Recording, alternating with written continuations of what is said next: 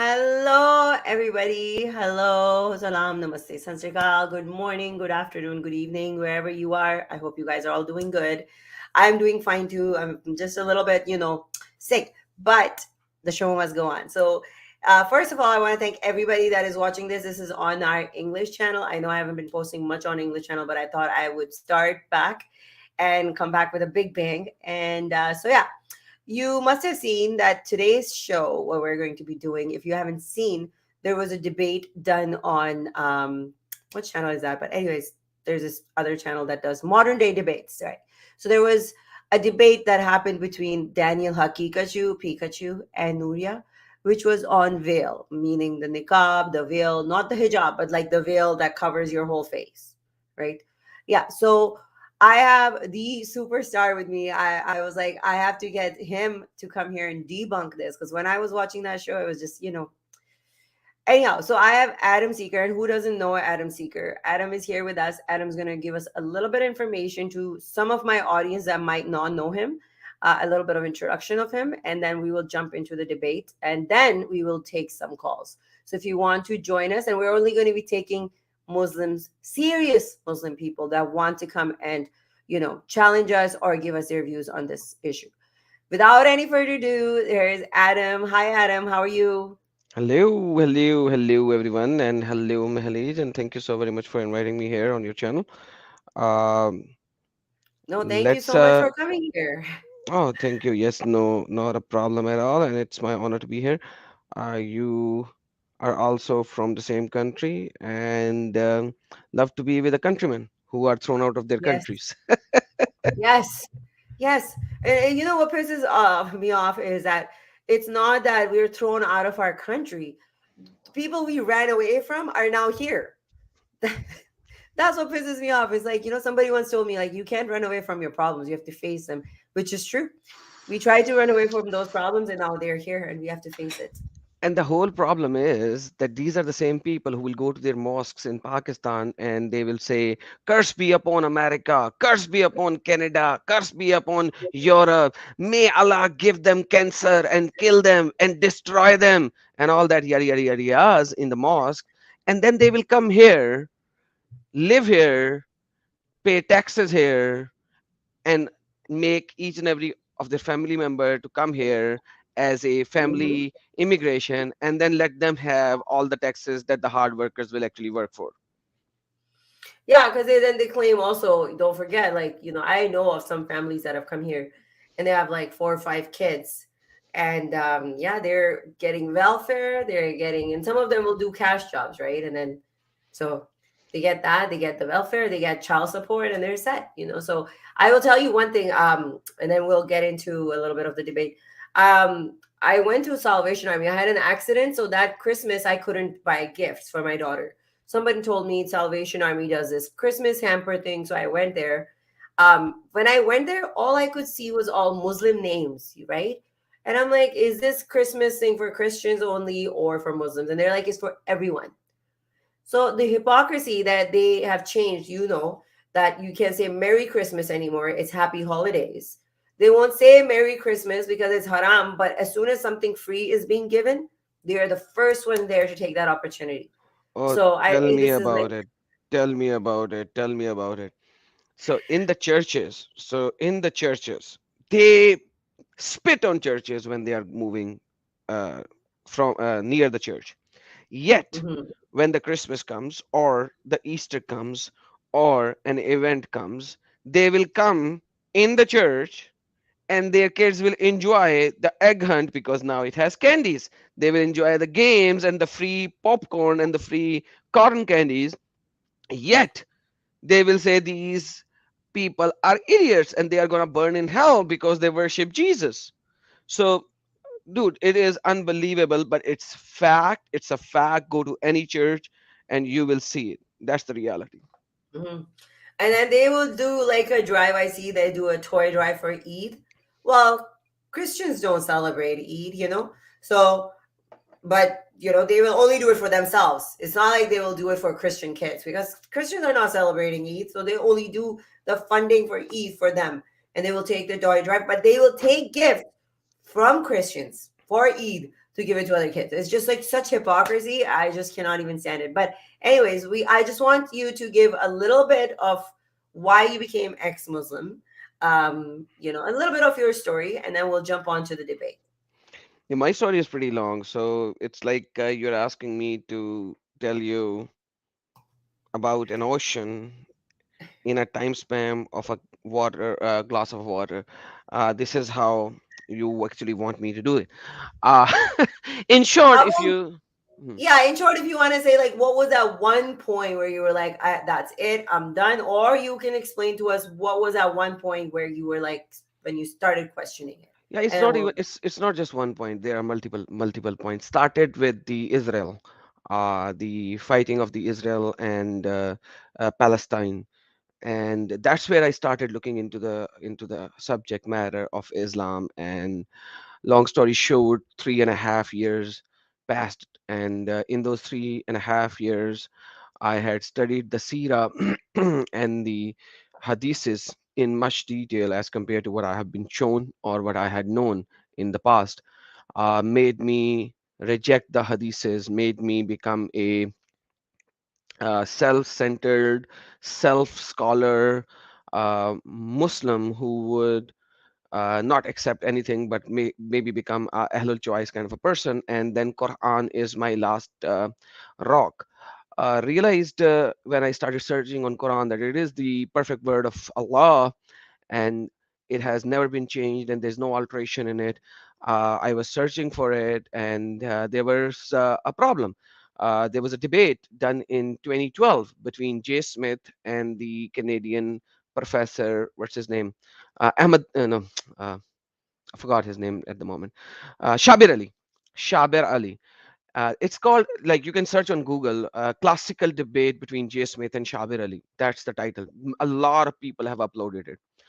Jay Smith came up really strong, and this is the first on stage debate of Jay Smith, where he actually showed these textual variations of Quran. So in the first 25 minutes, because Shabir Ali said, Jay, you go first. And in the first 25 minutes, Jay actually threw in more than 80 different issues of the textual variations from the Sana manuscript, which is supposed to be the perfect word of God. Uh, then comes Shabir Ali, and I was like, Shabir Ali, a PhD professor who has written so many books, he will demolish this J idiot of a Christian, and he will destroy him fully. And he started reading the table of 19, 19 ones, 19, and so on and so forth. Quran has 19, this is 19, Bismillah 19, etc 19, etc 19.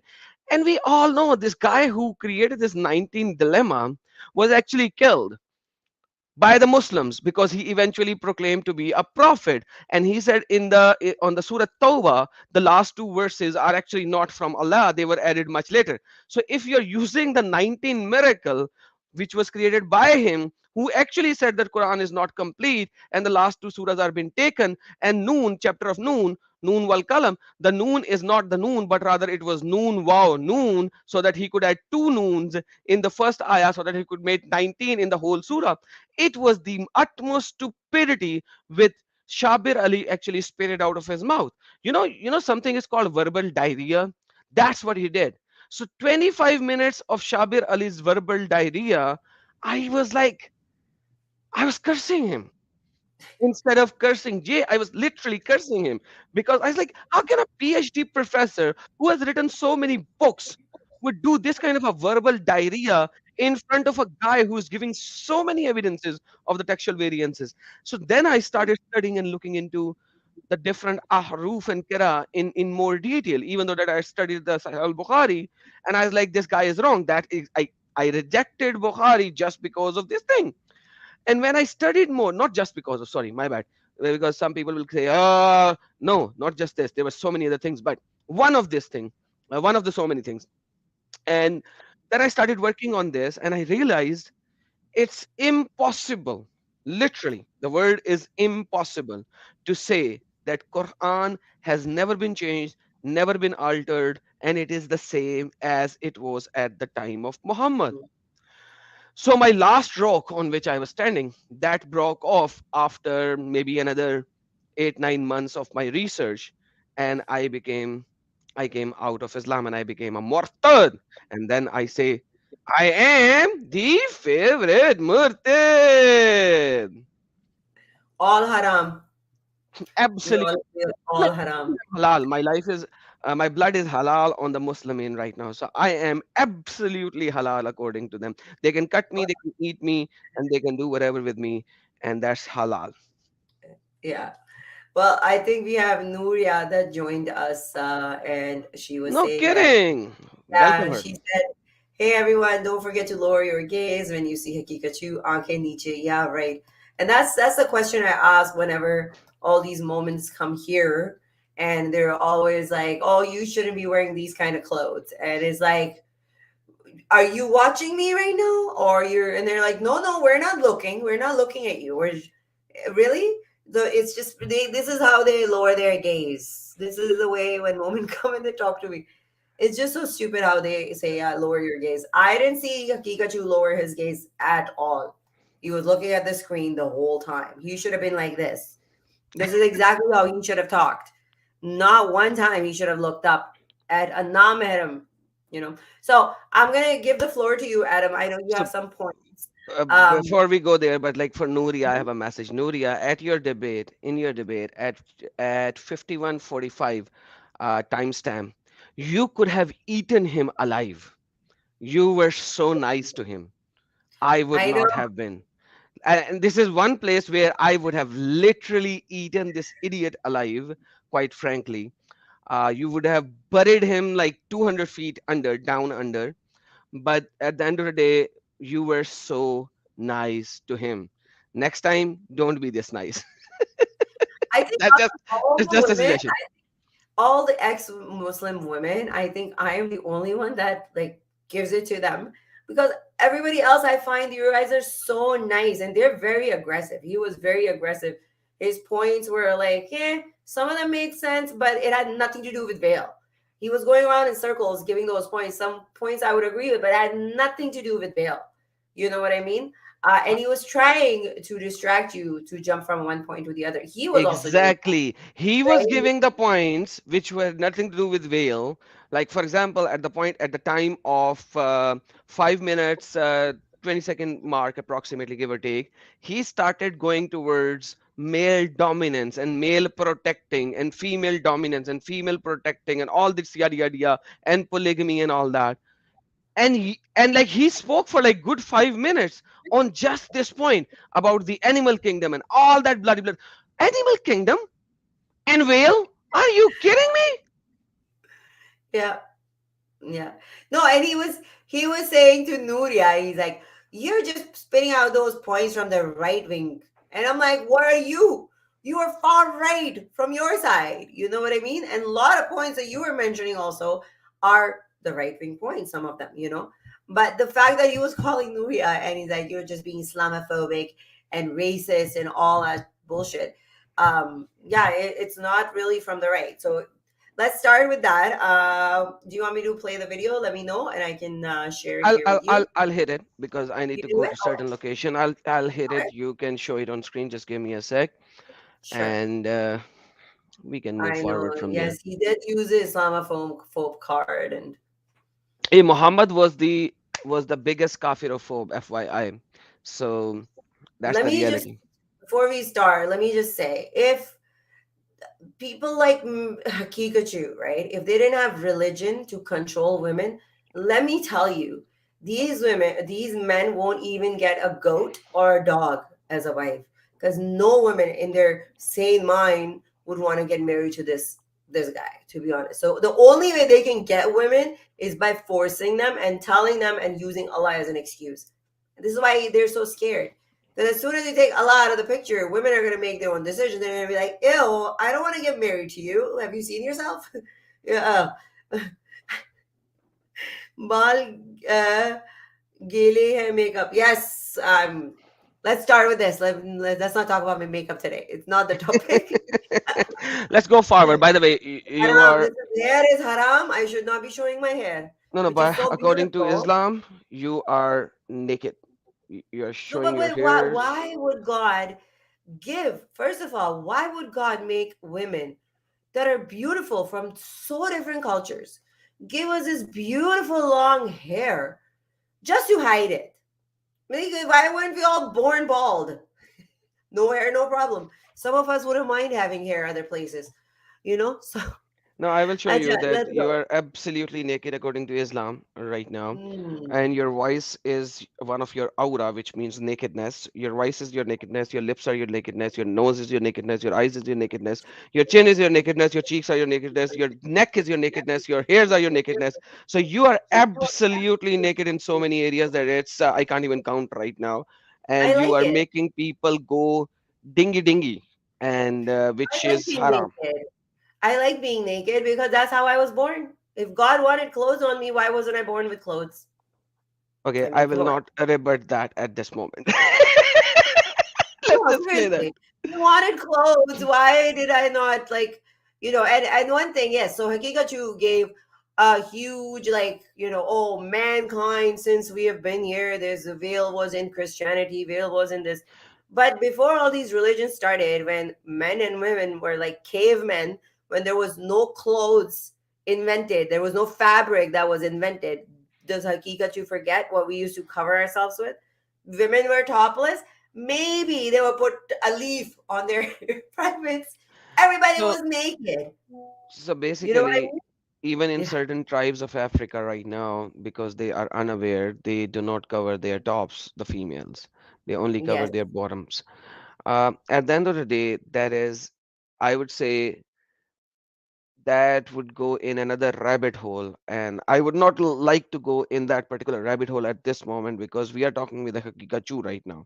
So let's look at him and let's look at his modesty, because if we go there, then it's the subject will be too open and too wide to cover in 2 hours, right? So that's why I'm just going to go in straight into this subject. So as you mentioned, he in the first 6 minutes he also talked about, or in the first segment he also talked about um, Romans, he got Greeks and all the yada yada yas and etc. And they have all evolved. Let's just put it this way: they have all evolved. There was a time when woman was taken as an object, and I will say that 110% clearly that it was done for a very very long time, because woman by default does not have enough power as much as man has. Man was always dominant on woman, and that time is now gone, whereas these Muslims are still living in past, and they still want to bring the past in the future, and that's where the problem lies. Right now we do not need heavy muscles, we do not need male domination. Right now a woman can do work on computers as much as a man can do, or even at certain times women can do much more than a man. So that power kind of a thing is not required. We have machines to do a lot of work, and there are certain sectors where women are more empowered, rather they are more successful as compared to man. And same is the case in certain areas where men are more powerful. For example, there are still things where we need some heavy lifting by humans. For example, changing a tire of a car, it's really hard for a woman to do, but at the same time there are a lot of other things where women excels. But anyhow, long story short, let's just go right into the So, subject. on that point, I want to say something. Mhm. Changing your tire is not that hard if you know how to do it. It's I've been just many, heavy. but The tire is it heavy. is heavy. Yeah, yeah, yeah. Now I will tell you something. So today, when I was working there, sometimes you have to carry heavy boxes, and I can't do it, and I have a really bad back, so I do have to ask the men to do it, and I am not ashamed to say that I can't lift heavy stuff. But it's funny that you mentioned it because there's this guy on TikTok, this black guy that sits there. Um, so he was talking about how women are changing roles and they're becoming more masculine, right? And they're doing these things masculinely. He was saying if they're gonna do something a man's job, do it in a feminine way. So I went there and I'm like, okay, so if I'm mowing my lawn, right, and should I wear a dress and do it? Does that make it feminine? Like, I don't understand. Like I have a pool, so sometimes I'm in my bikini and doing it. And he's like, why do you have to do it? You should pay a man to do it. I'm like, why? And he's like, no, because it's a man's job. How many women do you see with like landscaping companies? I'm like, I do see a lot of women with landscaping company. He's like, no, this is physical hard work. I'm like, yeah, it is very hard.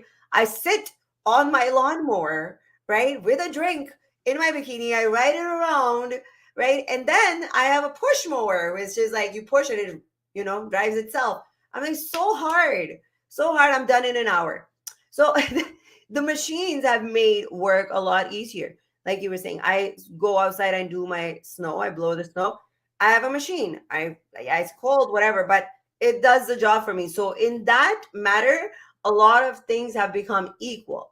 But there's still a lot of jobs. For example, if you know going on a tower and changing a light bulb on top of the tower, not many women are going to do it. Okay, there's a lot of jobs that are heavily male dominated because women will choose not to do it.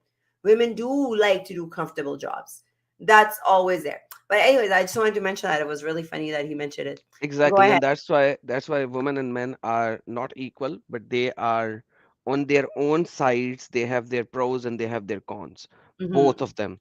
But as a So human being, as like something like as in rights wise, that yes, um in inheritance or in voting or or having don't or even owning a don't even property. go to inheritance part. We are you are opening too many rabbit holes right now. So I'm just saying, in that part, we should be treated equally. But when it Ex- comes to like physical activities like multitasking, women are better. There are things that we are better at, and there are things that men can do better than us. That we have to understand that. So okay, go ahead. I'll shut up. Absolutely, absolutely. Okay, now let's bring to this subject and let's play this. I'm gonna play this. I'm playing this at a higher speed of Okay. 1.5. So Guys, let's please share, share, share. Everybody like the videos. Please share the video. This is going to be fun. And then at the end, we're going to take some calls. perfecto. And I can see a lot of Muslims in the chat spamming with left, right, and center things. If anybody is not talking about the subject, they can actually go take a hike. If they want to talk about the subject, wait. Once we are done, we will invite you up. There we go.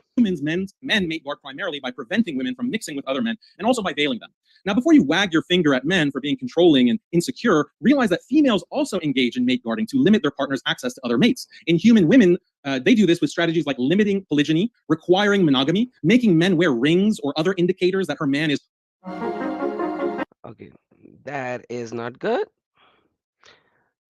Give me a sec. I was laughing at his And point where sorry. no, I was laughing at his point where he's like, we're requiring monogamy. I mean, like, Exactly. excuse No, no, me. not requiring. They are stopping monogamy You want to have by 10 different women are wives? And I stopping. will call. That's exactly what I was about to talk. So let's talk about this because somehow it got paused here as well. So he's saying that by women in the West, by making men wear a ring, is stopping men for doing monogamy. Like seriously? Yeah, yeah. I think we should have honestly put what do you call one of those things that we put on dogs? Collars. That would have been better. Collar and a chain. I think we should get to that now. Forget the ring. Ring doesn't do anything. Ring, they can take it off. Actually, some women get more attracted when a guy is married. It's just so ring doesn't really do anything, to be honest. So according to him, monogamous behavior is bad. For men, for men. Yes, exactly, for men. So by veiling the woman, you can stop her for being polygamous. But if women will make a man, like if they marry and they'll wear a ring, that means you're stopping him to going out with a open hand saying, "Hey, anyone else out there?" That's bad. That's really bad. Like uh, on just this point, I think I would have bashed him for good 10 minutes on this point. But anyhow, let's move forward. There's a very nice point that he'll bring up over here at a 7-minute mark. off of her man's arm when they're in public. Women also engage in what can be only described as slut shaming. Women will shame other women who engage in promiscuous behavior, especially if a woman steals another woman's man. Such women So you should not shame your husband for going out and having a dingy dingy or a relationship with another female while you are married. And the woman should not say anything to another woman who is engaged in having a relationship with her husband. That's what he's saying, in essence. Yeah, no, it's not slut shaming. It's not slut shaming. If you're a home wrecker, you're a home wrecker. That's it. Like we all know that it is wrong to sleep with a married man. A lot of people do it, but that doesn't mean make it okay. Okay, and it's not slut shaming. It's just calling them home wreckers, to be honest. And that's what happens. You just wreck homes. I don't know where he's going with that point, but like we want to keep our men with us. Who doesn't? Of course, you get possessive over your That's partner. what Same thing with that's men. that's exactly why you married. Marriage is between two. And when you two marry, you actually say, hey, I am for you and you are for me. Not you are for me, but I am for many other. Like that's not marriage. Yeah, but you That's do not a understand, Adam? This is why I know that this religion was created by a man. Because in general, there are many faithful men out there, but men like variety. Men will, if given the opportunity, most of the time will take that opportunity. And now again, I'm saying there are good faithful men out there, but they like more flavor, whereas women like to have one partner majority of the time. That is how we're programmed, right? We get attached faster. Men, they can be sleeping with 10 different women and have no feelings whatsoever, right? actually So this is what you're saying about bad men, Muslim men. I can yeah. assure you that there are so many men around me who would not want to go to every other female like a sheep and do the dingy dingy or have a relationship with, uh, because this is not a behavior which is appropriate for a gentleman. And that's why I would say that yes, there are certain men who are like pigs, who would go about having as many women as they want to, just like the Muslims, just like Muhammad himself, because that's exactly what he did. He had 13 wives and so many slaves that we can't even count. The Sahih Hadiths actually calculate approximately four absolutely attached slaves. One of them was Maria Kuptia, and from whom he actually had one son who died in the early age. But unlike Muhammad and the type of people who are Muhammadans, a lot of other men do not like to be like pigs. Yeah. No, I totally agree with you, but I'm just saying like men are more to be playboys and stuff, and not all men are do that. Usman is saying three things will change religion: free speech, free thoughts, and free women. Great collaboration, MS and Adam. Thank you so much, Usman. Thank you so much. But I'm just saying like this whole fact, it's a human nature, right? If I am physically, intimately involved with somebody, it's not that I'm going to mate guard him, that I have feelings for that person. And I would get jealous. You get possessive over it. It's like you love that person so much, you don't want to share them with anyone. It's it happens with kids too. When you love your parents, you don't want to share them with your other siblings, right? It's the same way when you're with a partner, whether you're a woman or a man. You're going to get jealous. But Islam is a religion that takes that human nature and asks women to sacrifice. That I have to sacrifice that, oh, thinking that, oh, tonight he's with me, tomorrow he's going to be sleeping with another woman, and third day he'll be with a third wife, and 4 days. Imagine what I would go through just thinking that. Imagine if a man had to do it. Why there's no four wife or four husbands for us? Because they can't handle it. They know they're possessive over their women. They know that they can't share, but they expect us to do the same. We can't share either. You That's agree? exactly why Muslims actually say that in Jannah, the code that the woman has for jealousy for her husband will be removed, because the men in Jannah will have so many women to do dingy dingy, and she will be like an auntie who's giving one huri after another to his man. So she will not get jealous, and she will allow her man to do dingy dingies with so many huris, women, basically, very nice looking, perfect ripe age, 25 to 32, very, very excellent woman. I don't want to say anything more because it might get censored. So, yeah, let's continue on it a little bit further. So we're gonna be the pimps in heaven. Absolutely, the head pimp. You'll be the Head pimp. Okay. Yeah. So you'll be Mm, the head pimp and you will distribute women. Hey, my mm. husband, my beloved, which one do you want today? Ah, Tonight. I'm in liking of an Iranian woman, Huri. All right. Hey, where is the Iranian style, Huri? Go with my man. You blue-eyed woman, go with my man. And the next day he'll come. Imagine, oh my God. Imagine. Like, that's just like, oh my God, I can't even imagine. If I had somebody I loved, some like my last relationship ended because the guy cheated on me. You know what I mean? A lot of relationships end because of this behavior. A lot of marriages end because people go and have affairs. Why? Take a wild guess. Why? Like you actually said the word affair. In the West, affair word is actually used only when you are a couple and then you go out and have a relationship. In Pakistan, where we both come from, the affair is used for everything.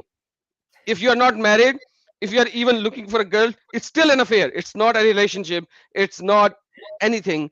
Rather, it's always an affair. In like if we, the really the meaning of an affair is when you are coupled with somebody, then you go out and mate with somebody else or try to mate with somebody else, then you call it as an affair. Otherwise it's not an affair. But the Muslims and the Muslim brains have actually a different kind of a meaning for affair as well. Yes. Yes. Okay, let's move on. Let's move on. Very important point. are labeled as home wreckers. Yeah. Extreme social shaming is used by women to prevent this type of poaching behavior. They should even men should actually do that, you stupid Hikakachu. Another major part of female mate guarding is to limit a male's ability to spend resources on other females and other offspring. Women do this by requiring men to commit a great deal of time and resources to them and their children, more time and resources than is strictly needed for survival. By forcing men to sink resources in things like mandatory dowry, maintenance, child support, etc., women hinder a man's ability to offer those resources to other women. This is how women are able to control and ultimately limit the sexual freedom of men, because men Oh my god. Do you understand what he just said? So, because you had a child with me, and I am bringing up your children, because without you, I would not have these children, obviously, for sure. Duh. Now that you're going, I'm not hindering you to go to another woman. Rather, I am saying to you that you married me. We are a couple. Don't go to another woman. If you're going to another woman, give me child support per month, because these are your children. If I am giving my time to raise them up, you pay the money for them so that I don't have to do both things. Is that by any mean bad or wrong, Mahaleej? No, but I think he's also saying this that when women are in a relationship or in a marriage, he was saying they hinder and they try to get all his resources on themselves. Yes, he's my husband. He better be spending all his money on me and my kids. Why is he worried? Why does he need to have access to other people when he's married in a committed relationship? Yes, he has, I have authority over him in that sense that he shouldn't be spending his money going around hiring prostitutes and are like at home and we can't eat. That, you know what I mean? It's Yeah, the remind same me. way a man will expect the same thing from me. If I'm making money, I should be spending it on my family first than going on spending it on men outside. This doesn't make sense. Like what? Exactly. I fully agree with you. And at the same time, I will remember this to ask anyone whom I'm going to marry that, hey, Yeah. do you want me to spend all my money on you? because I do not. I'll spend some money on myself as well. But anyhow, that was a joke. Coming back to the point of the subject. Um, so he'll No, go babble a little more about the same very but even thing. for child support, I didn't make that child alone. Of Yes, course, you want to go mess around, whatever, you're going to have to pay your part. You know what? You're only paying the money. The woman is sacrificing her body, her time.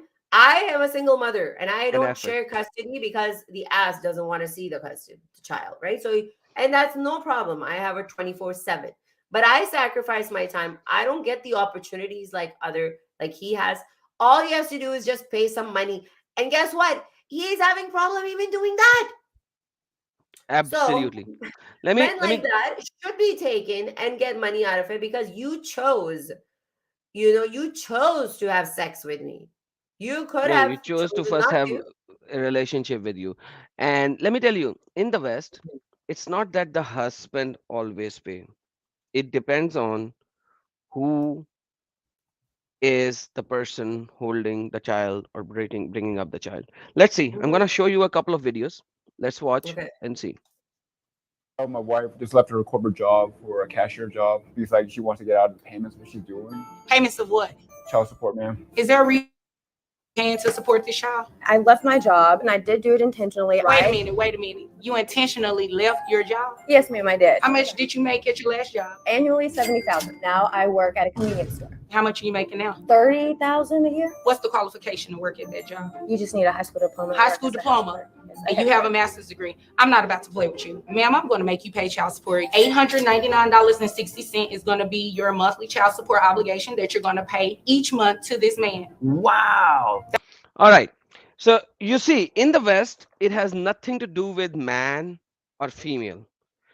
Whoever is raising up the child, the other, because this person, whether he's a man or a female, is spending time and effort on the kids, and he has to sacrifice, or she has to sacrifice his dream job and do a different kind of a job because he has to spend time with his kids right after school. And if there is no school, he has to do a job which he can do or she can do from home, and he cannot or she cannot do a better job. So the other party will compensate him or her for the time that they spend on children. It's not that the man will always pay, it's Mm. always about who is responsible for the kids and bringing up the kids. Let me give you another example, and then you can actually speak on this subject as well. Can you please bring it up, please? Mhm. A year, and I'm paying child support. Tori, my ex-wife here, she is a dental assistant. She's making a little over 200 grand a year. On what planet does he owe her child support when he's making 30K and she's making $200,000? How does that work? I've had my boys for a little Lies. over 7 weeks straight. Ma'am, you see this man right here? He will make sure that you are escorted out of this courtroom. We do not need any more loud outbursts. You understand? Yes, Your Honor, I do. So your child support obligation comes out to $1,456 a month, and those payments are going to be allocated to Mr. Carter. Your Honor, I understand. But when I was out getting education, he decided to run around and chase everything that had legs. This Okay. Ooh, All right. So here's the deal. In this particular instance that we actually saw, what is happening? Who is the person who can earn and is able to earn? And yes, this guy actually is a guy who liked polygamy. He was wrong. He was bad. The case did not turn out right here. There was a longer case, and I just showed you a portion how things works. The things works is as this. This is a shared custody case. If you look at this, the whole video, I'm just showing you a short. You have to go and watch the whole video. It's a shared custody case where both parties are actually responsible for the kids at certain days. Now, the child support was initially asked for the man because the lady actually took up a lawyer and did all that. And this guy was like, I earn only $30,000. I'm a poor guy. Like, and I can't even do a better job to earn more. Whereas she's a dentist. And because she's a dentist, I have to take care of the children at certain times so that she could be a dentist. And while she was studying, I was holding the fort at home. Yet she said that he actually did polygamy. Once again, not our concern right now why they actually broke up. But at the end of the day, in the West, things are very different. They are looked at who has the children, for how long the children are there, and what is best for the children, not what is best for the man and not what is best for the Woman. female. Yeah. The problem with Haqiqatou's points is that he was such an ass, I'm sorry to use this language, that he was looking at everything based on Islam. So he wants polygamy. He is saying that because women wants us not to be polygamous, they are jealous and they are taking all our money. That is utmost stupidity in essence. Sorry, please continue. No, I totally agree with you. Like this whole thing of divorce, child support is depending, like if I don't have joint custody, I have full custody, my child lives with me, I don't make as much money as him, so he should be paying me. If the tables were turned, he kept the child 24/7 and I was making a lot of money, I will be paying him child support because I'm making more money and I have the time and the luxury to be making that kind of money, more opportunities, right? So it all depends on that. Now, in certain cases where it's joint custody, people will do 50-50, and a lot of men will do 50-50 because once you do 50-50, nobody has to pay child support. Then it's equal because the kid is spending equal amount of time with the mother and the dad, and then whatever they're making, they decide on that. It all depends on certain things. Those are different cases when you're talking about when women are actually taking advantage of a man, when they get married to somebody that is super rich, and you see that all the time happening with celebrities, right? And then they get divorced. Obviously, if you don't have a prenup, the woman gets half of the whatever money. And it's happened with a lot of men too. I can totally understand that point. But the fact that, we're making people pay child support, I'm sorry, you made the child with me. I didn't make it alone. So if I'm By the taking way, responsibility of the child, you got to take responsibility too. Like, that's a stupid argument. and in So, the case of you said stars, in the case of the Pirate of the Caribbean guy, he actually won the case. yeah, I forgot the name of the lady, and her lies were Amber, exposed. Amber Heard, Amber, yeah, yeah, yeah, she was no, brutally demolished in the court, yeah. and She she had to was pay what, stupid. like $14 million or something like that. Yeah, but look at Johnny Depp. Like Johnny Depp, did you really, like, every woman would want to be with him, and he gets stuck with this psycho. You know what I mean? And he seems like a nice guy. He did put up with a What lot of seems like craziness. he was all the case that he showed, the documentation that he showed. Man, seriously, I could not or would not be that humble to any Mm, woman if she will do all no, these things with me. I would not. psycho. I would not. Somebody took a shit in my bed. I swear to God, that I've never heard of that. Like, who would do this?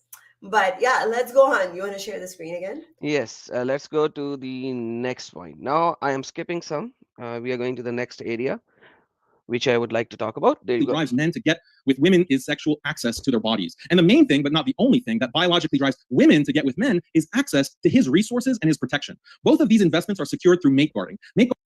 Isn't that a pure Muslim argument? Women want sex. Sorry, men want sex and women wants the money. That's the utmost stupidity. He's generalizing everyone. Like, hey, Hikikachu, the world does not work based on your stupid brain. Like, Mm. go out of the stupidity. Guarding is necessary because the investment of both sides can be compromised by the actions of the other side. If a woman gets impregnated by another man, that's a major loss for him. If a man deprives a woman of resources and spends it on other women, that's a major loss for her. So mate guarding is necessary in order to maintain the viability of these committed pair bonds. Islamic law institutes mate guarding in numerous ways. Islam criminalizes sex outside of marriage and implements harsh punishments to deter violations. Islam also requires husbands to provide and protect their wives and to financially support their children even after divorce. Islam also institutes gender separation. Women are required to veil, and by the same token, both men and women are required to lower their gaze. All this reduces the chances of infidelity and poaching. All this protects the interests of both. Okay, now, before we move forward, here is the thing. He advocated for the veiling in such way that it feels like they are both liable. But once again, Mm. as a man in Islam, you have to lower the gaze. Yes, we all know that. But once again, your Sahaba, one of your greatest Sahabi, Umar, he did not. He looked at Sauda and he shouted at Sauda. And I will show you the hadiths. That's not a problem. It's in Bukhari and many other locations. And at the same time, Muhammad himself stared at a woman. And when he did, his his feelings arose so badly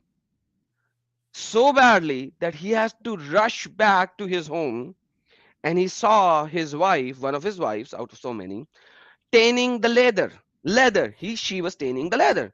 Muhammad dragged her to the bedroom and released his emotions which he had after looking at a woman in street.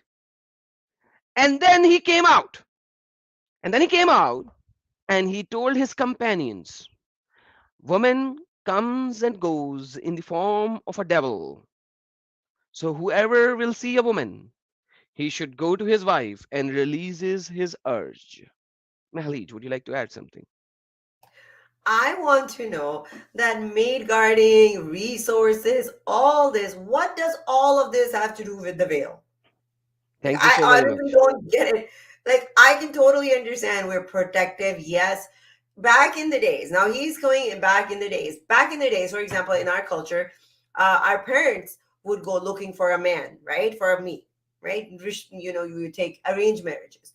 So whenever our parents went there, they would look for the guy to have a good job, good education, that he made good money, because women wouldn't be. We would be homemakers. We weren't going outside working, right? So they would look for somebody that could provide comfort for their child or their daughter, and that's when they would get them married.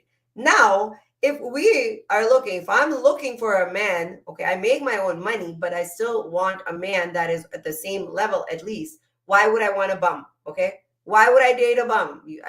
But I want somebody at the same level, or higher. Then I'm called a gold digger nowadays, right? So the whole point that you're making of this money and this and that has nothing to do with the veil.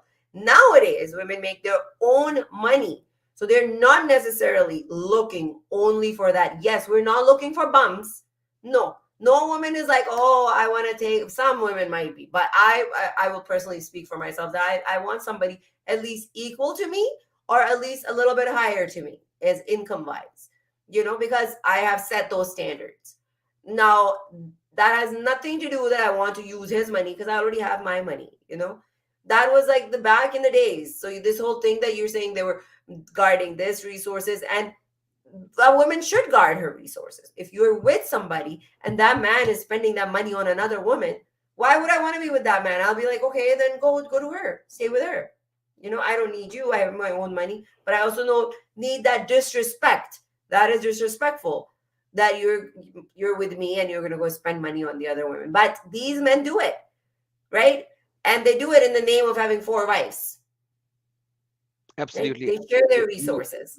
you forgot a very important point. You are talking about women nowadays working, women nowadays having money. At the same time, when you look at the first wife of Muhammad, Yes. she was the owner of the house. She Hmm. was the keeper of the house. She was the bread. She was bringing the bread and butter of in the house. Muhammad True. married her while he was a servant for her, working for her, and in the Siras, we would know that she will do the work while Muhammad will go to caves for 3 to 7 nights by packing up some food and stay there in the cave while she is bringing the money in the house.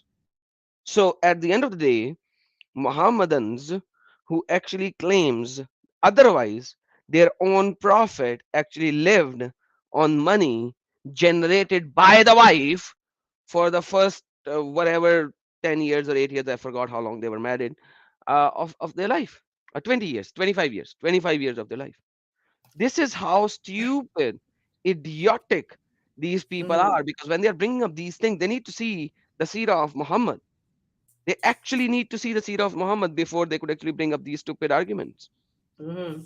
And Muhammad did not misbehave either because he knew if I misbehave, my mommy or slash wife is gonna take away my allowance. So he did not look at another woman. And when she died, he Exactly. went nuts. He went to He went total opposite. bazanga. He He went was like, bazanga.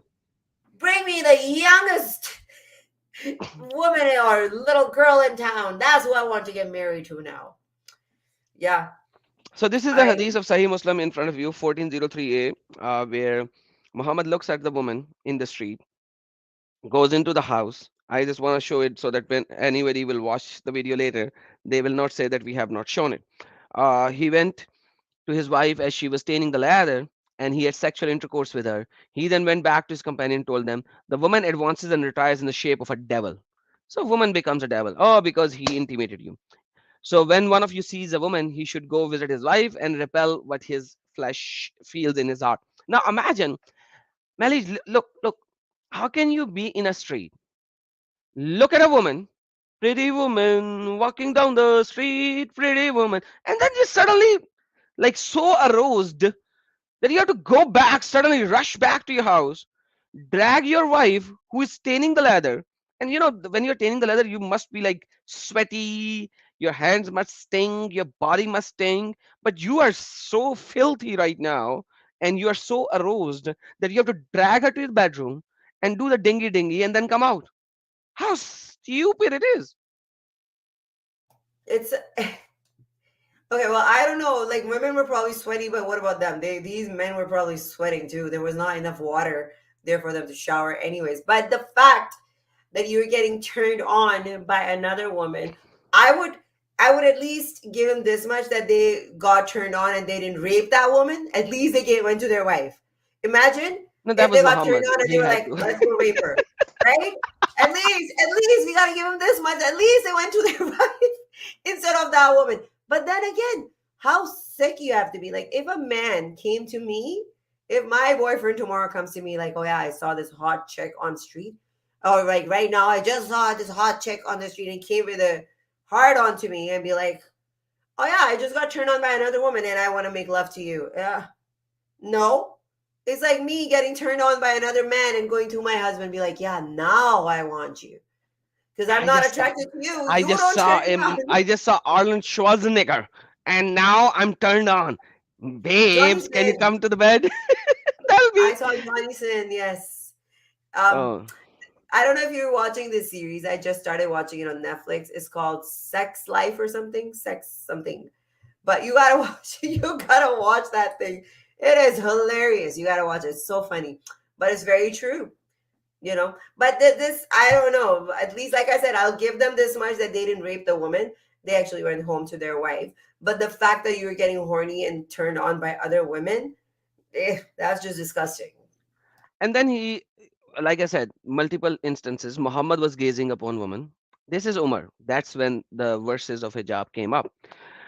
Wife of Prophet Sauda, which was very tall, very broad, very wide, very muscular.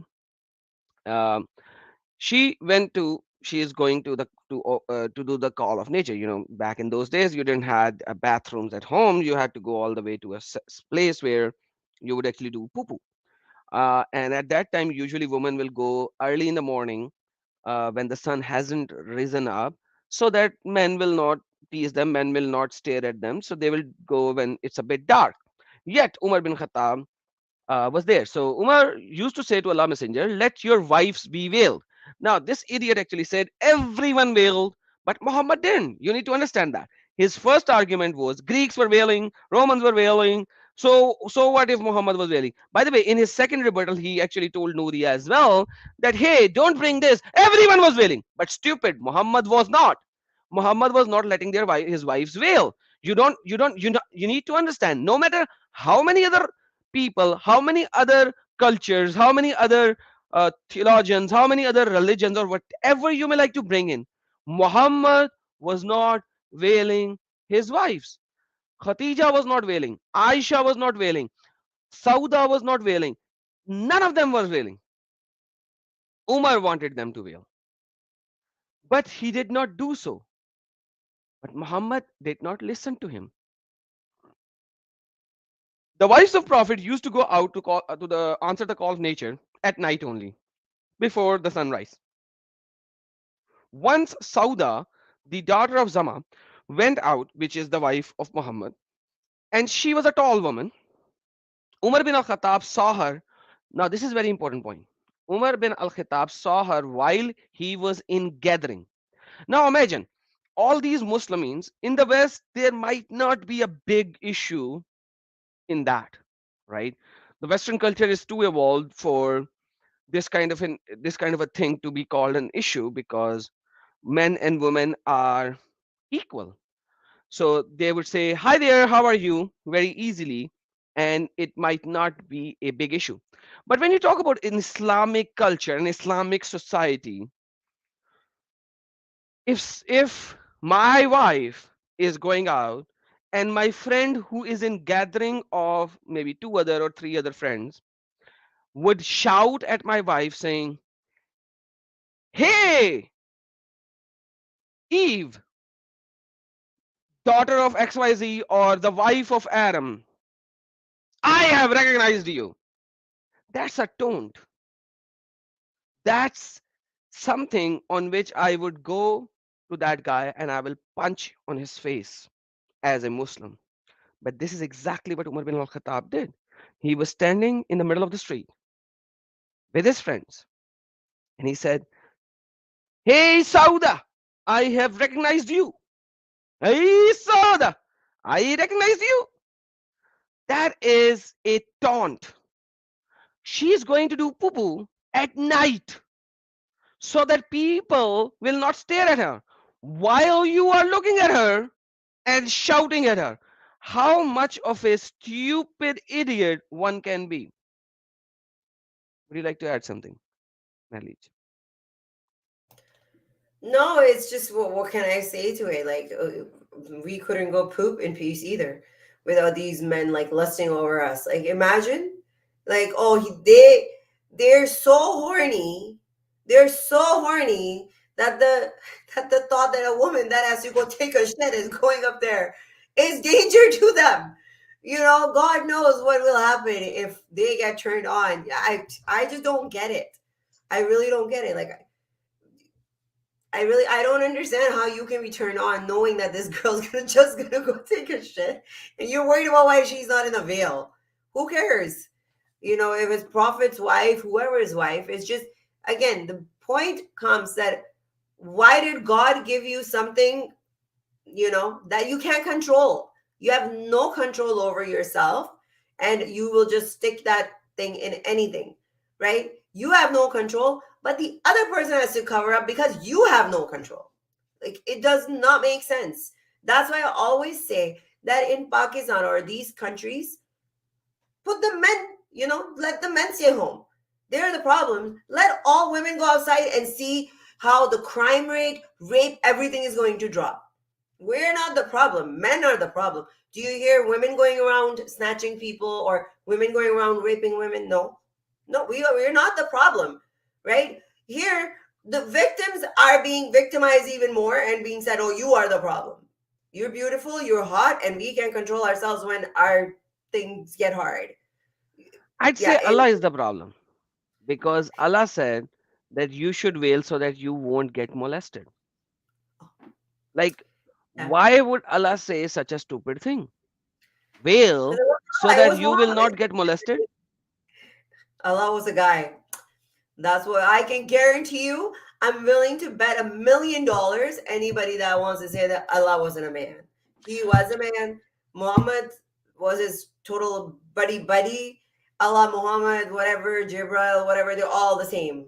They're all the same. So Umar was saying that because he wanted some divine revelation orders from Allah so that the veil verses should come. So imagine what Umar was doing. Think about Umar's understanding. Hey, let me just tease the wife of Muhammad because I have told Muhammad so many times, hey Muhammad, make your wives veil. But if I tease one of the wives of Muhammad, definitely he will bring Allah's revelation. And I know that you are laughing with camera turned off because like this is how stupid it is. They are actually the same people. Allah and Muhammad, they are same. Because like if I tease the wife of Muhammad, Allah will send the veil verses. That Allah is not all knowing. Does he not know beforehand that I need to send the verses of the veil? Otherwise, my beloved prophet's wife will be teased by one of the companion, the friend of my prophet. Allah knew all that. Yet Allah waited until Muhammad's wife was teased by one of the companion. And then you know what Allah sent? Allah sent this. Once again, uh, Nuria actually did not brought up this verse, if I'm not mistaken. She brought up chapter number 24, verse number 31. This is chapter number 33, verse number 59. Ya ayyuhal nabi, O prophet, tell your wives and your daughters and the women of the believers to bring down over themselves. There is nothing called part. It's not in Arabic. It's in brackets. Don't read it. Bring down over themselves of their outer garments. That is more suitable, that they will be known as Muslima and not be abused. So if you don't bring down the veil from the top of your head, you will be abused. So if you don't want to be abused, bring down the veil from top of your head. Do you understand what Allah is saying here?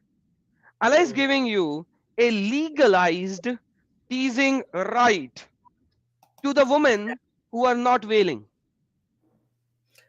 But isn't there like a complication in this too? There's like so much, because if veil was ordered, then there's women that don't wear the veil; they just cover their chest. Some people say no, it means cover your chest. Some people think of it, oh no, you only need to cover your hair.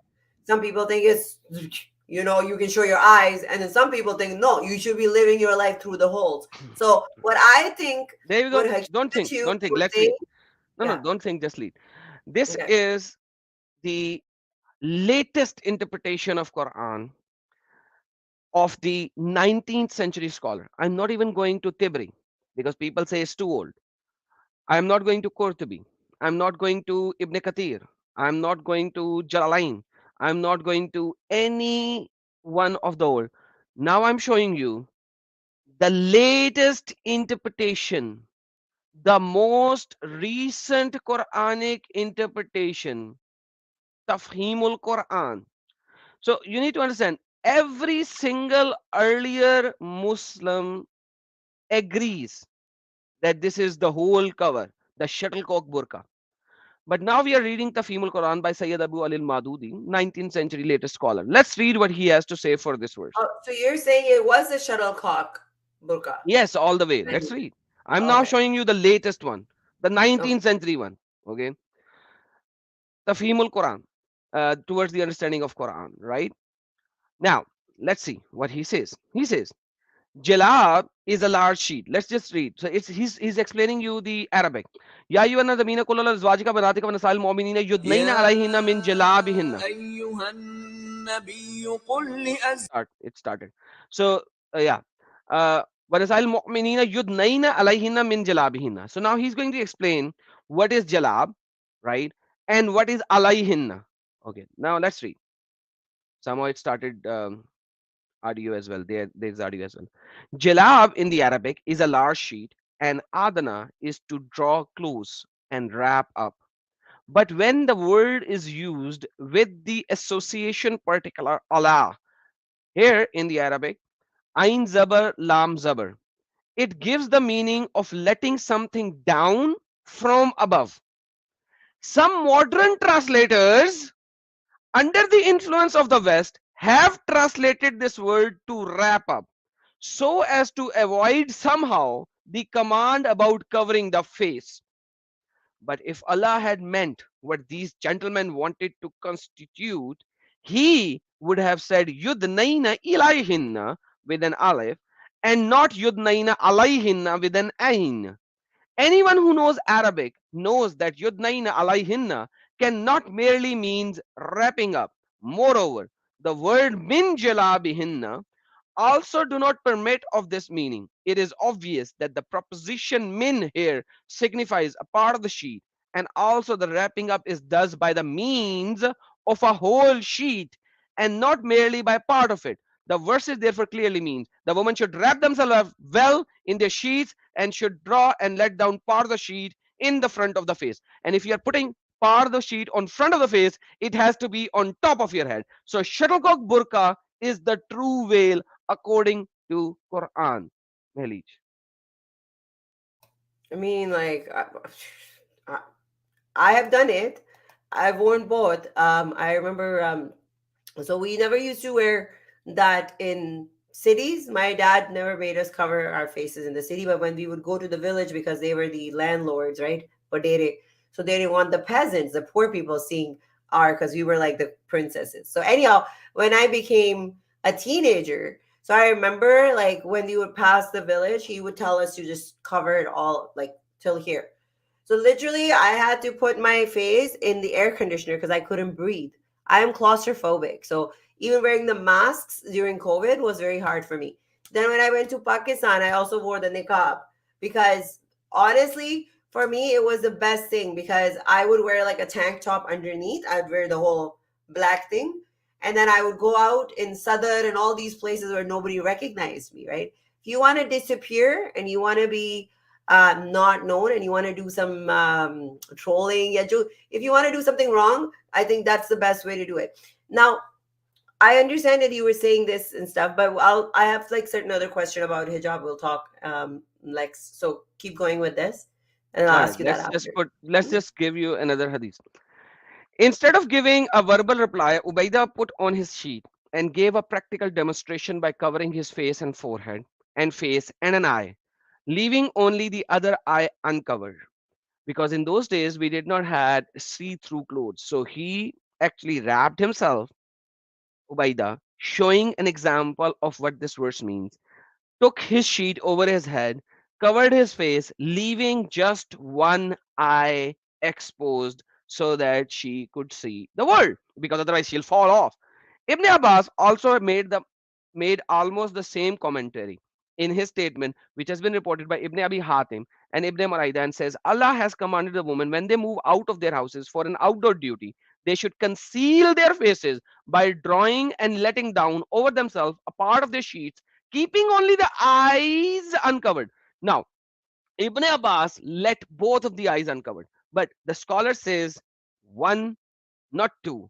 If you're doing two, it's not needed. One can see everything sufficiently, like just like what Ubaida actually represented. The same example of this verse has been given by Qatada and Saddi. Now, if we look into the what do you call it? Sira, no, Sharia, right? Let's see what the Sharia has to say about this. Because I have shown you Quran, I have shown you Hadith. What does Sharia actually says? Let me just give you the Sharia now. Give me 1 second, and you can make a comment over here right now. Yeah, it's just I really don't care if it's Haqiqatou, whatever he was saying that this person did it, that person did it. And my second thing, that one point that I wanted to make is like most of these religions that he was talking about, they were all from the Middle East, where it's heavily desert, right? So back in the days when I've even seen even men used to cover their faces because of this storms or winds, sorry, the sandstorms that would come. So depending on where you are, because I don't see any religions like the natives, right? In the Western countries, they had their religion. They don't cover, they don't wear the veil and stuff. They had different kind of things, different kind of clothing. So I think this was also used to cover their face from the sandstorms. And I guess then it became, I don't know. That's one thing Now, that this I think is is a big. this is about mocking and women. Check this out. This is Sharia manual, Reliance of Travelers, Undatus Salik, according to Imam Shafi Rahmullah alayh. What does he says in his section? In his section of the veiling, he says a majority of the scholars, with the exception of some Hanafis, and he explains what the Hanafi says as well later on, have been recorded as holding that it is unlawful for women to leave the house without face unveiled. Every scholar agrees that women should not leave the house without face uncovered. Whether or not this is likelihood of temptation for men. When there is likelihood of temptation of men, scholars unanimously concur that it is unlawful. Temptation means anything that leads to sexual intercourse or its usual. Like imagine, Mahleej, how can you look at a face of a woman and you can be so bony that you have to now go dingy dingy and you have the temptation for sexual just by looking at the face of a poor woman? Please tell me, can you even fathom this? I don't know. I just think those are just some frustrated men out there that, like, I don't know. I can't.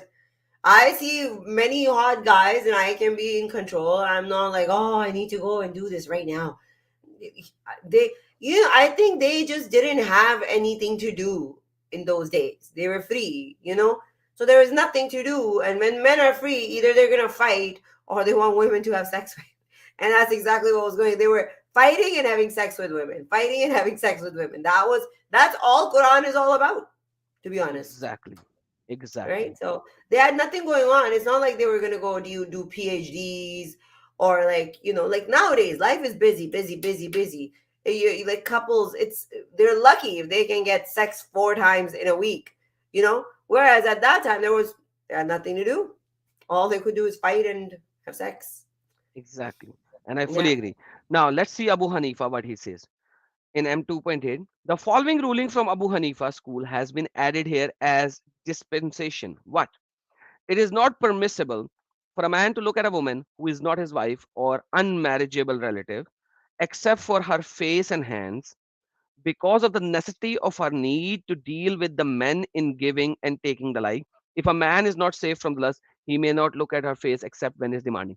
So Abu Hanifa is also not giving you a open rule that she can uncover her face. He's just giving you an exception in a certain case, in a certain scenario, when you have unmarriageable people around, relatives, from her face and hands, and you can do that.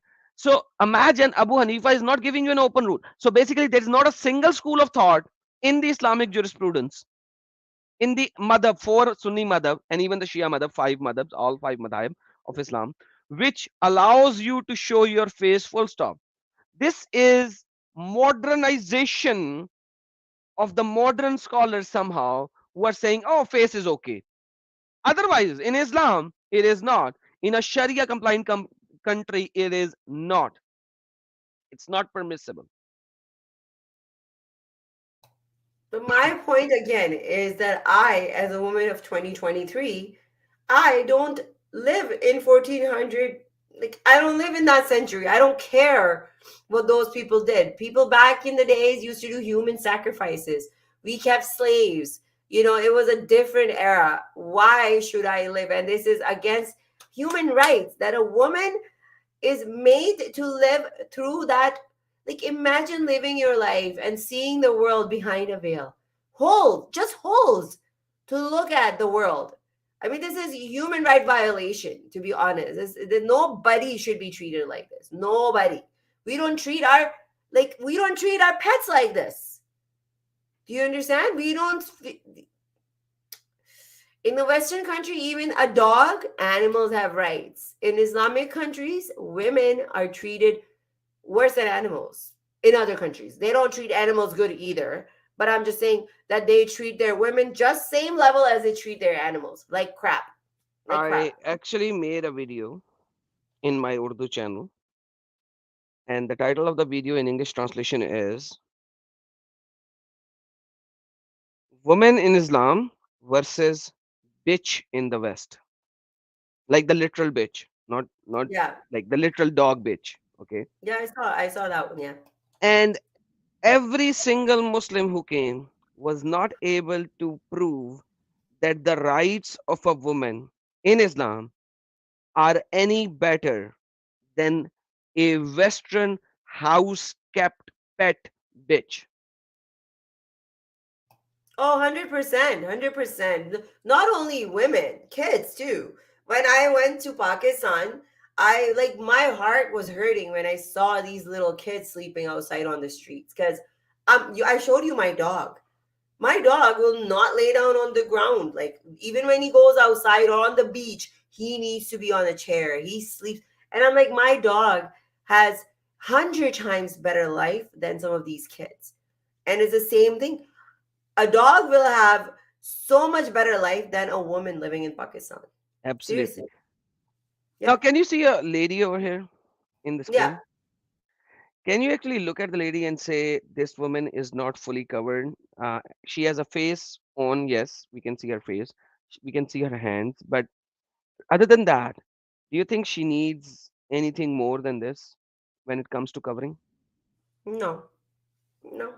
So she has a lace around her waist, which is kind of giving her a woman look and feel. Now, this is a Western Muslim who's going to show you how a woman should dress. Even though that her dress is not revealing, even though that her dress is very loose, it's not tight, it's not exposing her breast to a significant level. But let's see what he does to her. And she opens, and he opens, and and there we go. Now you can go out. Mashallah. Now you became a good Muslimah. Now you can go out. There we go. You need to wear a tambu, a tent. You Yeah, cannot wear but a dress. Make it a what tent.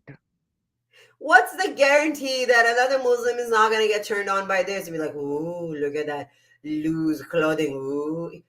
Everybody's got different fetish, right? How are you gonna guarantee that somebody's not gonna get lusting over that too? There's no guarantee. Like, why don't we just why if they have such problem with us women, why don't you just kill us all? Then you guys can do what you guys then, do in your mothers, huh? then who will Okay? they Do do the dingy dingy dingy with? behind. Yeah, and then you're all gonna die because there's gonna be nowhere to reproduce. And like, forget it. Like, I think God made a mistake. Allah made the biggest mistake of making women who are fitna, and He made them so beautiful. And on top of that, not only beautiful, He gave them something that men have fought and fought and fought and died over and destroyed their lives over, which is the we, right? And we must protect it. Like, why would you do this? Why would it's like gaslighting, right? Give us something that is so protective. It's even more expensive than a diamond. We have to protect it that much. You know? Like, if you wanted us to reproduce, like, why couldn't you be like, oh, a man and woman gets together, they touch shoulder to shoulder or something, and then they get pregnant? Why do it through sex and then make sex so pleasurable? Hey. No, not even touch. Let's do a Wi-Fi sex, You should be like, now you will have a child in your tummy. It should be No. wireless. Hey, It should we be all would be wireless. getting pregnant. I would get pregnant 10 times a day that way, Adam. Okay, no wireless sex then. Exactly. No. No. We gotta find some other way. But I'm just But saying, like, this but is this actually reminded me of something. Like you said, when you looked at the woman and you said, after losing her clothing and everything as well, why would you not fetish on that lady? By the way, Umar bin al-Khattab actually did that as well. yeah, I Do you bet. know that? You know that. Mhm. No, So I don't know, but we just saw. I'm pretty sure. Let me tell you, we just saw Sahih Bukhari 6240, where Umar actually teased the wife of Muhammad, and then he was like, maybe by this mean the verse of the wailing will come. Now 3359 actually came, okay, and because 3359 came, now women are doing wail. Now look what Umar bin al-Khattab is now doing after the wailing. This is Sahih Muslim 2170a. Look what it says. Aisha reported that Sauda went out in the fields in order to answer the call of nature, even after the time when veil has been prescribed for women. Now, Sauda is under a veil, not wearing a loose cloth. She is wearing a full veil, exactly like a shuttlecock veil. She had been a bulky lady, significant in height amongst the women. So everyone knows that this will be Sauda. And she could not conceal herself from him whom had known her, like Umar bin al Khattab. And he saw her. in the veil while going to do poo-poo in the fields. Look what he said. Sauda, by Allah, you cannot conceal from us. Therefore, be careful when you go out, Sauda. Hey, idiot, son of a gun. She's going out in the field to do poo-poo. You don't have bathrooms at home. Let her go out. She's in veil. But he still shouted at her. Now look what happened. She said, Aisha said, she turned back. Allah Messenger was at the time in my house having his evening meal, and there was a bone in his hand. She clinged and said, Allah Messenger, I went out, and Umar said to me so and so. She, Aisha, reported, there came the revelation to him, and then it was over. What revelation came to him now? 33, 33. There we go. O Prophet, tell your wives, and abide in your houses, and do not display yourself as the display of the former times of ignorance, and establish prayer, and give zakah, and obey Allah and His Messenger. Allah intends only to remove from you the impurity, O people of the Prophet's house, and to purify you with purification. Stay in your houses. You don't need to go out. Don't go out unless it is very, very necessary. In Islam, even in the Jannah, the Houris will be staying at home, sitting on the sofas, waiting for the men to come and perform dingy dingy. They will not be going out with the man outside the houses, in the market, in the field, meeting other people. They'll stay at home, waiting for the men to come and perform dingy dingy. In this world, women are staying at home, waiting for the man to come and perform dingy dingy. This is the reality of Islam, full stop, no matter how you look at it. Women is an object, a prized possession, a shield that you have won. That's it. Yeah. I wanted to show you something that we can see what this is. We can also see what Haqiqatou says, right? And there he lives in the West.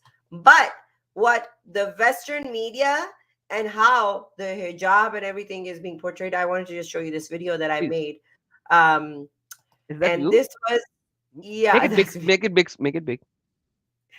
Yeah, I just you know me. I do.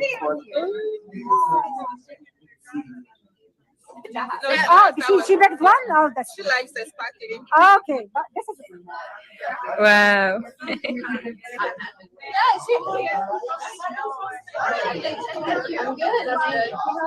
wow. Doing at the library on Rollins Brown, Thompson Library, and we are doing it at another high school. Have discrimination. That's right. So None of these are true hijab. That's it. This is my style. Oh, that looks. So now the whole video that I made this was like saying that what happened in Iran. When you're wearing a hijab, you cannot be having these hair strands like this. No, you got arrested by moral police, and that Masha girl was killed so if you go in the video and you see these women that are putting on the hijabs, they have it perfectly done because they know better. But this false propaganda, this false fake Islam that they're feeding them, you look so beautiful, you just have to, you see, this is exactly what it is. Well, how about telling these white women what you're telling us right now today? Why you need to be covered your face. This is not proper. This is not what Islam says. But this is a false narrative that is being spread out throughout the whole Western country where hijab is a choice. So it really is not a choice. Let me just say it clearly. Hijab is not a choice. It is imposed on females by Islam, by Sharia, by Muhammad, by Hadith. Every single thing says it is imposed and you can't even get out of the house. And I showed you the Sharia already. Without even covering the face, you can't even go out. It is unanimously agreed upon. I think hijab is a choice in a secular country. It's not a choice in Islamic countries. Exactly. Secular country, you can just say whatever. It's a secular country. Nobody's going to say, hey, how did you make it up? How did you make it a choice? It is not a choice. It's like, come on, you can say whatever in a secular country. And secondly, according to Islamic doctrine of lying, there's a doctrine where you can actually lie about stuff, adbul hayal, and there is a doctrine in which you can do haram just so that you can appease the non-Muslims so that they can accept Islam. So you can actually even drink alcohol just to appease your fellow non-Muslims, Is so that that they could bring taqiyya? and accept Islam. Is that what you're talking about, taqiyya? No, no, takayya is all about when you are actually under stress that you might be killed. But other than takayya, I have done a video, a long video. Hmm. It is called the Islamic doctrine of lying. So in the Islamic doctrine of lying, takayya is only when you are under stress of being killed or being stressed out or being taken your money or stuff like that. Only then the takayya comes up. But on the other side, there are so many other locations where you can actually so let me show you the screen. Show my screen, please. So there is something called kitam, there is something called tauria, there is something called tisyar, and there is something called darora, and there is something called mur'auna. So here you can engage in something haram or forbidden. You can actually do that. And hayal is the tactics that you can actually break an oath, do a fake promise, do whatever. These are the Islamic doctrine of deceit when you're living with other non-Muslims. The Mm-hmm. reality. By the way, let me you actually talked about slaves as well. And in the video, I'm not going to go over there, but in the video they actually spoke about slaves as well. You know what is the hijab of a slave woman? Yeah, they don't have a hijab. Okay. Topless. What is the aura of a slave woman? I don't know about that, but it's topless. Yeah, Between the right navel below. and the That's for the sex knees. slaves, right? For the No, sex no, slaves. every female slave is a sex slave. Who said Mm. like any of them is not a sex slave? Any Every sing non-Muslim was a sex slave. Is that what you're saying? every single woman that you have captured when you occupied the land, she Yeah. becomes by default your sex slave, and her Mm. marriage is annulled. So if she was married with somebody, that's annulled. Now you take her, do the dingy dingy. Oh, We can do a live stream on that sometime later. Check this out. sure. Read the English stuff. فأصبح المرأة الأمة فيها 3 مذاهب. المذهب الأول الظاهرية، وقول عند الشافعية عورتها كعورة الحرة. المذهب الثاني مذهب الجمهور عورتها مناصير الركبة. المذهب الثالث قال به الإمام مالك والإمام أبو حنيفة، وقول أيضا عند الحنابلة في رواية إن ما عدا الأطراف، يعني الرأس ليس عورة والذراعين والساقين ليس عورة في المرأة هي الأمة. ولهم دليل في حديث رواه البيهقي ورواه الدارقطني، واحد عن عمرو بن شعبة عن أبيه عن جده أن النبي صلى الله عليه وسلم قال: إذا باع أحدكم عبده أو أمته فلا ينظر إلى عورتها من. I'll show you all these references. By the way, if you go to my video, you will see all of these references. Now, this is the very important part. There are 3 different opinions. One of the opinion is very solid that the aura, the clothing of a female slave, is between the navel part till the knee. Because when you are actually buying a slave, how far in that you go in touching her or looking at her. This is what he is explaining. So I'm gonna rewind a little bit, watch what he says. فلا ينظر إلى عورتها من موضع الإزار إلى الركبة. وحديث ثاني رواه برضه البيهقي عن ابن عباس رضي الله عنهما أن النبي صلى الله عليه وسلم قال: من اشترى جارية فلينظر إليها ولا ينظر إلى عورتها، وعورتها من معقد الإزار إلى الركبة. MashaAllah. This is how the slaves are being portrayed in the Islamic history as we know. So when you actually buy a slave, you can touch her everywhere except her genitals. This is the Islamic slave pictures in the Islamic history that I'm showing you on screen right now. These people want their women to be covered. On the flip side, when it comes to other women, they have to be naked. Or if you go by other two madahib, they can be naked. They can be topless, and a man, when he is buying, can even touch the thighs between the thighs of the slave. I'll show you all the proof, and then you can open the live stream. But check this out: when a Muslim female realizes what the nakedness of a female is, check her expressions.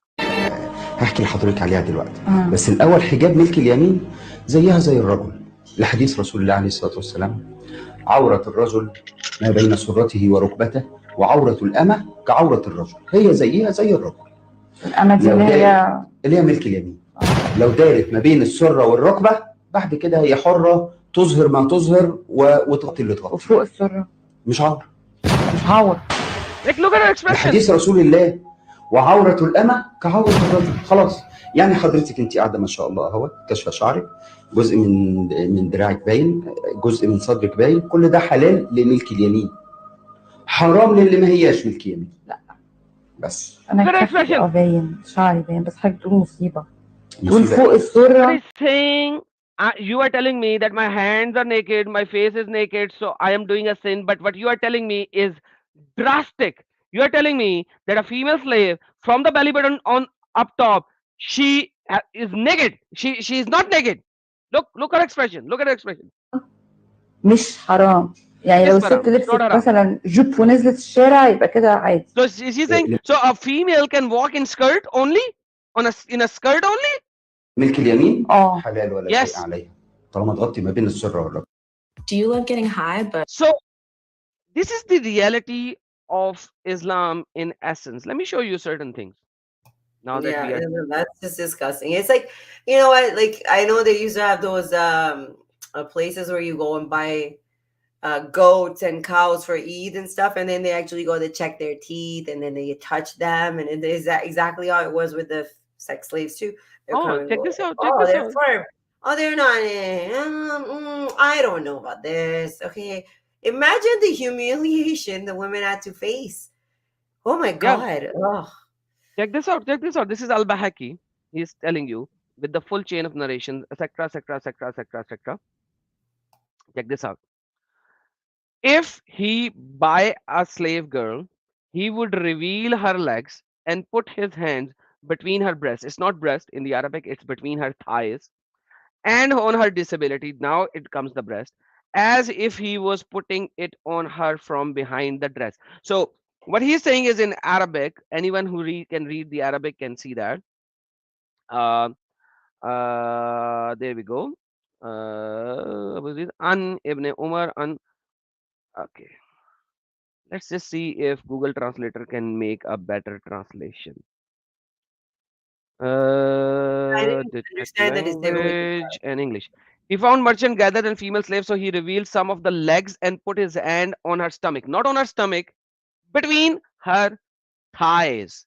So you can touch the thighs and the breast part of the female slave. And it's just not one. Let me just go further. Let's just see. Umar found merchant meeting a female slave. So in uncovered part of her legs and place her thigh on her, not on when you uncover the thighs, you don't place the hand on the stomach. It's thighs. You can read in English. If he wanted to buy a slave and girl and they agreed on a price, he can put his hands on her back and look at her legs and kiss her, meaning her stomach, her thighs. The same. And there's another work-sided sector, living sector, and let me go to another one. Let's check this out. What is the aura of a female? This is again Islam Port, one of the very, very great. And fi hadith la sabila sa'ata wa ilayka ba'd. Okay, let's just translate. Why am I trying to do this? Okay. So he's saying that this hadith cannot be challenged. Full stop. According to the legal ruling. What?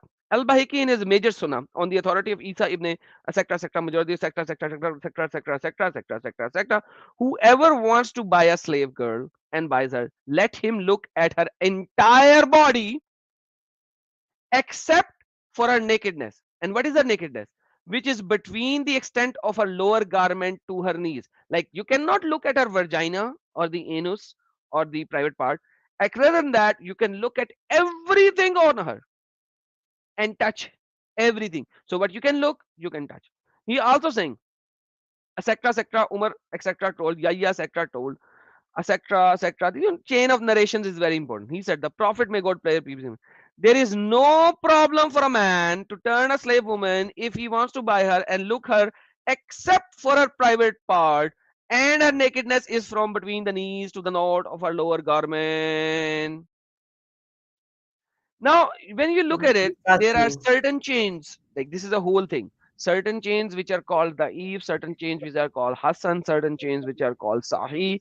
It's like, but like what he is saying in this part, that you cannot challenge this, that this is Da'if, because there were so many instances that has happened. So certain hadiths are Da'if, but certain hadiths are Sahih. Hence, in essence, it is Sahih. So when you look at my video that I just showed you earlier, let me just give it to you so that you can give it to your audience as well. I'm putting it in the private chat, so put it there.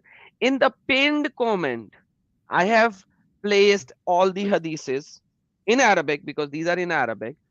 I have placed them there. You can take them, copy them, put them in Google Translator and read them.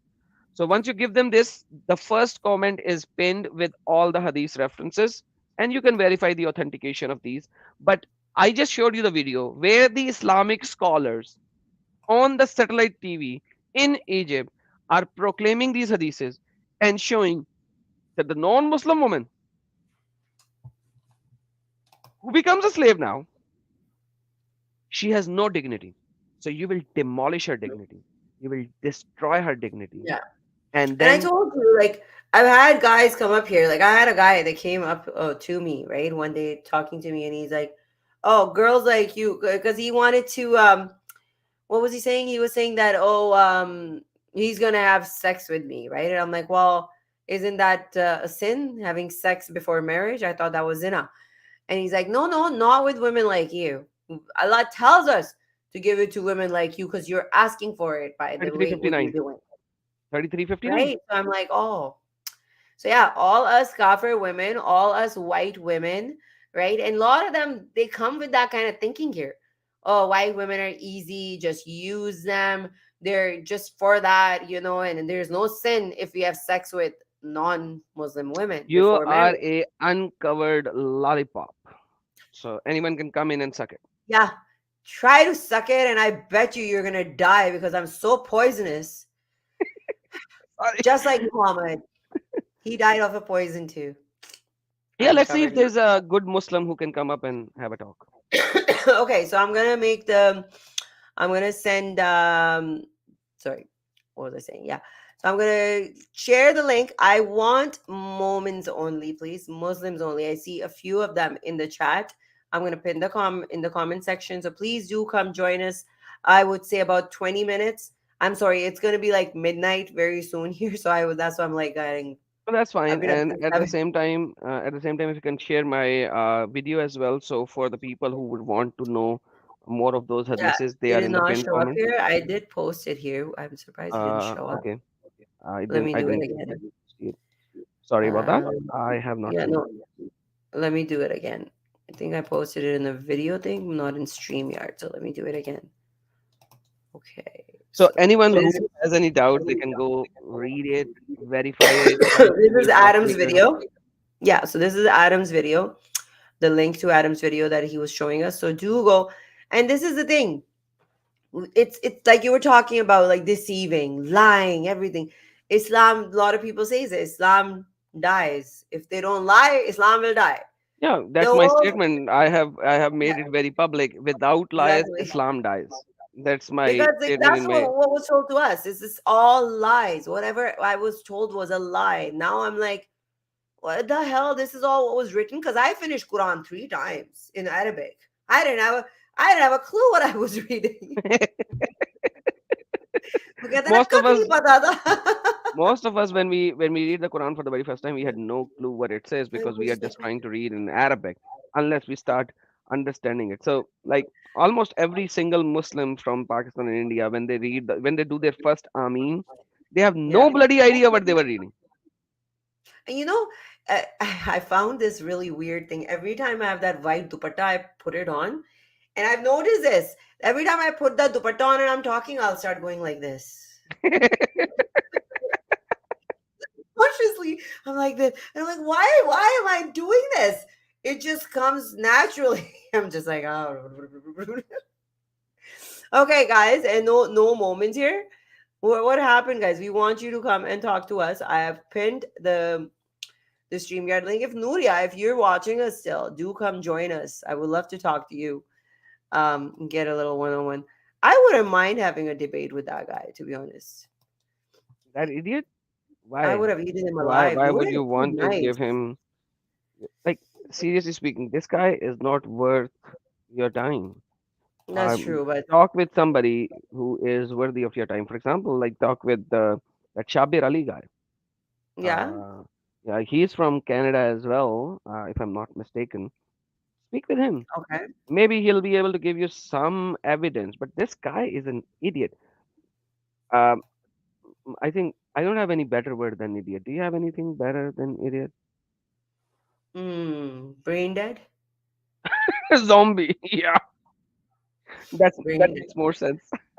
No, I just couldn't understand that how he was bringing up and then he goes to Nuria. Yeah, at one point where he was like, Nuria, what kind of man would you want? Would you want a man with more muscle than you? You idiot! You idiot! Men have more muscle than women. You stupid idiot! We don't have that kind of muscle. Our bodies are different. That's what I'm saying. My body and a man's body is different. Doesn't matter. Even if I date a guy that is almost the same height as me, right? Which will be 5'6" or 5'7", he's gonna weigh more than me and he's going to have more muscle mass. His bone structure is gonna be different than me. So, but then even the moderator was like, oh no, they want what? Soy boy. And it's like, it's nothing to do with soy boy. It's nothing to do with that. He's like, you crave this. So a lot of points that he was making had nothing to do with veil. Nothing to do with veil. There's no reason anybody in today's age should be living behind a veil. And I think the only people that should do that are the ones that are advocating for it. We should apply on them first. We should let them do it first, lock them in their homes, not let them out. And once we have done this test trial on them, then we will be like, okay, let's see if we want to do it to women, because otherwise we shouldn't. There's Exactly. no So moment here. if there is Let's no go, moment, guys. let me share you something. So because we Sure, talked a lot about Sunni Islam, let's talk about some Shia Islam. This sure. is Maktab al-Imami Hussainiya. So this is hijab, Islamic veil, and they are explaining it. This is Shia Islam. Okay. Mhm. And it says, for chapter number 33, verse number 59-60, it says, slave women. I am getting a feedback from you somehow. Can you fix that? Sure. I don't know. There's some problem now. For the verse 33-59 that I showed you, all of the commentator agrees that there were certain events occurring to which this verse is revealed in Medina. There was a group of hypocrites. Now, Uthman has been moved out of it. Corrupt people who bothered people, in particularly slave women. So there are certain people who would bother slave women. They would abuse them, they would touch them, they would do some things with them. Then, when they were asked why they were doing this, they said, we thought these were slave women. Now, but Allah is so good, right? According to Shia Islam. Slave women are among the exceptions. They do not need to veil. They do not need to cover themselves from non-Muslim men, non-Mahram men. And if they had outer garment, they did not wear it in any way to cover their hair. They don't need to cover. Verily, often Muslim women would walk down at the street at night, and this group of hypocrites would bother them. When they were caught, they would always use the excuse that they thought these women were slave women. Now this verse was revealed. Now imagine. So this verse is revealed because people were touching women and abusing women on the street. But you know what? Allah was so merciful. Allah was like, women are all equal. No woman should be touched. No woman should be abused. So, Allah was so merciful. He's like, every single Muslimah woman, you should veil so that you will not be abused. Now, slave woman, there's a right for the Muslim men to abuse you because they have the right for sexual stupidity and sexual abuse. They have the right. So they need to do it with somebody. So they will do it with you, you non-Muslim kafira. They will do it with you. So Muslim women, you wear veil. Non-Muslim women, do not wear veil. You are the slaves. You will be abused by these stupid demonic beings. This is Shia Islam. I'm not saying that. It's their tafasir. You're speaking on mute. Mahleej, you're speaking on mute. I can't hear you. Sorry. Lucifer, are you Mormon? This stream I've opened only for Mormon. Hello? With that name, I don't think so. Absolutely not. No Mormon is gonna know. Okay. So, anyways, Adam, I would like to do this again with you. I'm sorry, like we're short in time because I'm so tired. It's late right now. Next time maybe we'll try to do it on a weekend, so then I can stay awake late and I can sleep in the next day. Yeah, we can But talk about it at a later yeah, time and think about when and if when not if when yeah. we can do it another stream later on. But yeah, the whole idea is for the Muslims to join if they have anything to reject. By the way, the only problem is that once you will end the stream, there will be so many Muslims who will put the keyboard jihad in the comments. Yet, when we are here and we are challenging them to come up and refute us, these idiots are not joining in. As soon as you shut down your stream, there will be so many comments in the under the video saying this and that because now they know that this is a comment and they can just put up a comment. So they only want to say stuff when nobody is there to refute. But once we are here, and I'm here, I'm standing here, standing tall, Mhm, open, live stream, asking them to come mhm. up and refute me, they are not coming. That's the Yeah, reality. no, they That's a won't. They sad won't. reality, No, Islam. no. Well, the thing is, it's happened before they were coming and they were getting destroyed. They were coming, they were getting destroyed. So now they're just like they've seen it and they're like, I don't think we want to go and get disrespected because they were getting destroyed and they have been getting destroyed. They have nothing like what's this is what we have, Haqiqatou defending Vale into 2023.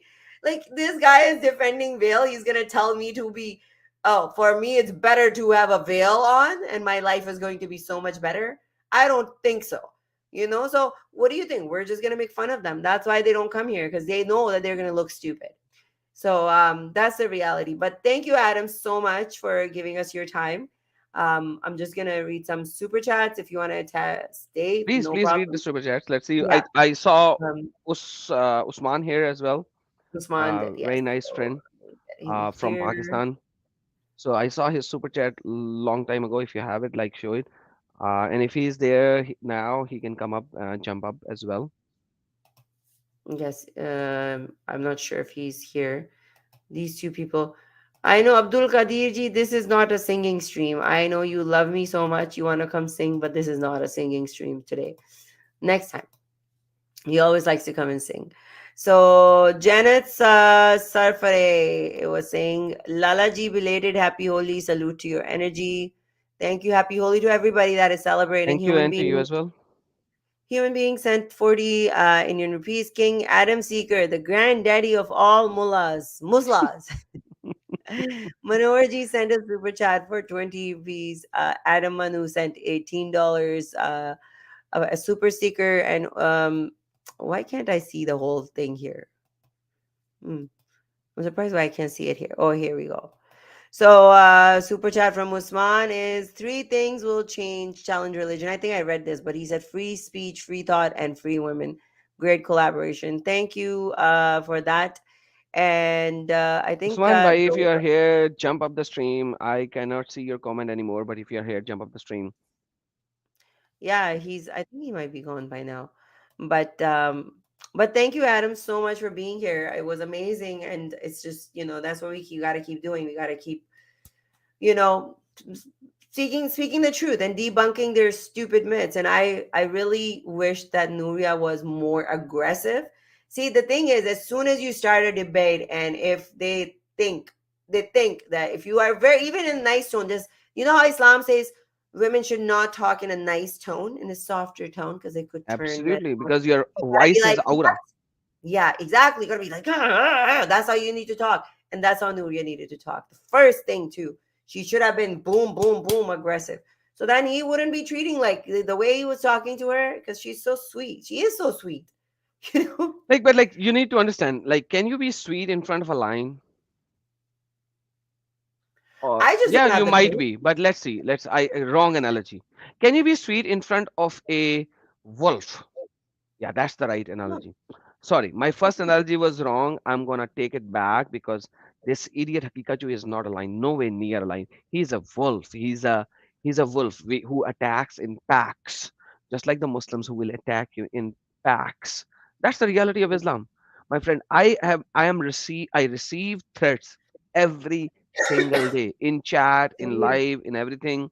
So these are wolves. They are on your flesh, and like Nuria, like she's a very very nice looking lady, quite frankly, without a doubt. Yeah.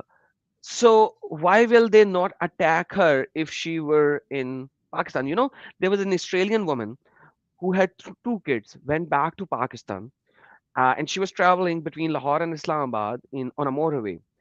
On her way, her car broke down, and she Yeah. was raped in front of her own children by multiple men. And you know what the superintendent of police said about her? Do you know that? Yeah, yeah. He was He's, saying, why is she out there? But you know what? I I'll would tell you never. something. Why? State the statement. Why was she Would you go out out all alone without a man? at Imagine the time? that. I would have slapped that superintendent of police, and I would have taken his balls out of his sack. Like, this is But how you know, stupid Adam, it is. Adam, I have to give it to him. I'll tell you something. I went to Pakistan and I was in my late 20s. I wasn't like a little girl. I never went out alone. I never. It's not a society for society. I know women go out alone there, but I never felt safe. I always had somebody or a male along with me. And I will never ever go out after 10 o'clock, because that is not the society. For that woman to be thinking that it was okay for her to get on the freeway at midnight, I'm sorry, but like that, if you're not in Australia, she was from Australia or Germany, I don't know where she was from, but you're not in the Western country. That place is not safe for women. You know that. And the people were in it. I think when her car broke down, the cops didn't show up because they were in it with those people that raped her. Do you No, understand? but like, I got co- robbed. So I got robbed in Pakistan. I went to Western Union to exchange money. The Western Union people informed these thieves, and then they followed us, and I got robbed. Luckily, I was smarter than the thieves because I never put anything in my purse. I had my money, my phone, everything hidden under me in the car. So I gave them the empty purse. They're like, purse, purse, purse. I'm like, here, take the purse. But I'm just saying that this is the kind of country you're talking about. So, you know what? In a way, I wasn't that offended. If a guy said that to me here in Canada, I would like smack him on his face. But you know where you're living. You're living with animals. They don't leave dead women in the grave. They will take them out and rape them. They raped that little girl Zainab who was 6 years old. Do you Mahleej, you think need they're to gonna understand. Yeah, you need to understand one important part. You now know the reality of Islam, and you came out of it. So you now know and understand the mentality of these wolves, okay, and pack of wolves. Whereas that woman was still a Muslimah, and she was under the impression that Pakistan has evolved and they are good Muslims and they will not rape her. You need to understand, she was not an ex Muslimah. She was a Muslimah. She was thinking about the zombie zombieism Islam that she have been taught in Australia, that how good Islam is, how good Muslim men is, how good, how much we respect women. So you need to think about her mentality. She had no idea that in reality these Muslim men are actually pack of wolves. You know that. That is why you left Islam. She doesn't. So you cannot blame her. I'm sorry to say, I'm siding that woman and not you, but I'm I'm siding not that woman blaming because her. of that. Like, I'm just saying I'm not blaming her, but I'm telling you, even like when I lived in Pakistan, it was something that women didn't go out alone. Even Muslim men will say that because they know the other Muslim men. That's why they don't want their women outside. Why do you think this whole thing is happening? Because they know what the other man is going to be looking for, a Muslim man is going to be looking for, and how he's going to be staring at their women, and how their women are not safe because they know these are wolves just like us out there.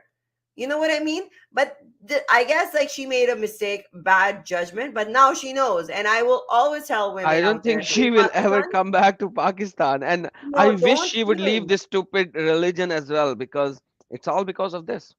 Yeah, no, any woman, Muslim or non-Muslim, you're in Pakistan, don't be traveling outside alone, not especially in certain areas. Like there are certain areas of Pakistan that like they don't even look like Pakistan. Like I've seen women, there's a couple of models that I follow. I mean, Adam, they're drinking while driving their Audis, cleavage out, tank tops, in the mall with belly tops. And I'm like, what is going on here?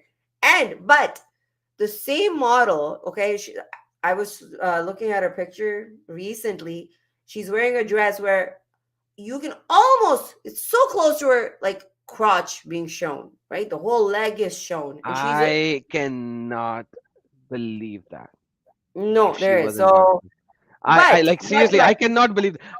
Like, even if you're saying that to me, like it must be India, not no, Pakistan. It's not possible. Pakistan. They will Yeah, eat her alive. I went to a party in Pakistan. I was like, oh my God, this woman up there, she was dancing in a dress. And we have dresses that have cuts and they come to here. No, this cut was here. You could see her underwear. This was Pakistan. Alcohol, everything. I'm telling you, certain things that I saw in Pakistan, I was just like, wow. I mean, this doesn't even happen in Western countries. But there are certain areas, there are certain people, right? Let me find her here because I was just looking at her picture. She just posted new pictures. And it's just, but the whole point is that this girl will pose in whatever clothes, right? But when that You know that France thing happened, remember you know Prophet that Muhammad's lady picture? who got famous because of some dance that she did Oh in yeah, a yeah, marriage yeah. ceremony. What's the name of the song? It's not Um, in my brain right now. Do you know the song? what was it? The I one don't that know. It's like some the one old that song. Yeah, in an old song she was singing, and she was wearing all the clothes, like literally she was wearing Yeah. like a full tent on it. I don't know what the name was, but there was some TikToker who created a video on top of it, where a guy comes with a trash bag and he puts the trash bag on that lady, then he holds the trash bag on his shoulder and throws Mhm. it in the dustbin. And under that video, you know how many people have said, "Mashallah, you did the right thing," and all that yada yada yada yada yas. For a lady who's dancing in a marriage ceremony, wearing absolutely complete clothes, fully covered, Mhm. and now they are saying, "Mashallah, that you actually threw away a trash." Like, Okay, so this is you ready for this? So this girl lives in yes, Islamabad. She obviously has very rich parents, and they're very open-minded, right? But so I'm telling you, this girl, when the whole thing happened in France, Prophet Muhammad's pictures, she was like, "We will not tolerate, our prophet's disrespect." Okay, now watch her video. This is her. shoot, This is bloody in hell! Pakistan. Tell me that this is yeah, this is in Excuse my Pakistan. French. This is Pakistan? This is Pakistan. She goes to No parties. She's like a way. party girl. Yeah, look at that. No way. Yeah, That can't be Pakistan. this is Pakistan. Yeah, Okay, then Islamabad. then She lives then in the Pakistanis Islamabad. will say she is a prostitute. They'll say that. Is she a I don't prostitute? I don't know if she's a prostitute or not, but she Yeah, they will goes to say that. different They will say parties. that. I'm not saying she is. I'm Yeah, saying they will say it. they will Yes. say that she's a prostitute. Yeah, but she doesn't care. She But look at like her. She's this she's in is the West. She seems like she's in the West. no, no, she's not. I know her because she doesn't live in the West. I know. But you go up there. This is in see, this is Pakistan back there. See all these girls. Oh man. It's not even Dubai. But this is in Islamabad, right? She's from Islamabad. Islamabad is a little different. And all her friends are gay. All her guy friends. This is her room. This is in Pakistan. Like I said, she's belongs to a rich She's family. super rich, man. She's super Oh rich. yeah. Oh yeah. She belongs to a very rich family. And her So she friends, must have guy a friends, lot of political influences as well. So probably nobody can touch her. who knows? Who knows? Like look at her. Then sometimes she's in Dubai, and Dubai she wears whatever she wants. She has gotten more riskier than before. Like she wasn't wearing short clothes before, but now she's like Oh, forget the revealing more short and more, clothes. Her right? cut, her slit was all the way up to I where know it that's shouldn't be. so that's what I'm saying. Like at one spot, but then again, she is a hypocrite. She's a hypocrite because as soon as it came to France talking about Muhammad, she goes on talking about, oh, don't disrespect our Prophet Muhammad. Excuse me, your Prophet won't be happy with the way you're dressed. That's what I'm thinking. You get it? Yeah. Prophet Muhammad, my foot. Prophet Muhammad actually told you all not to do all of these things that you are doing. So-called hypocrite. Prophet Muhammad, my foot, Wear a man. shuttlecock. Send her a shuttlecock. Yeah, you wear a shuttlecock and then come and tell me, hey, Prophet Muhammad. Why are you even calling him Prophet Muhammad? He's like, okay, Mahleej, tell me something. To all the Muslims who will listen to the stream later and they want to have a debate, I do a debate every Saturday 9 p.m. in my channel, Adam Seeker Urdu, by the way. And let me just tell you, how can you call a pedophile, a child molester, a sex abuser, a womanizer, a rapist, a liar, a prophet? How can you think about it? What makes this kind of a person a prophet? Just think about it once, and maybe you can get out of this filthy cult of Muhammad. Thank you so very much. That's all for today.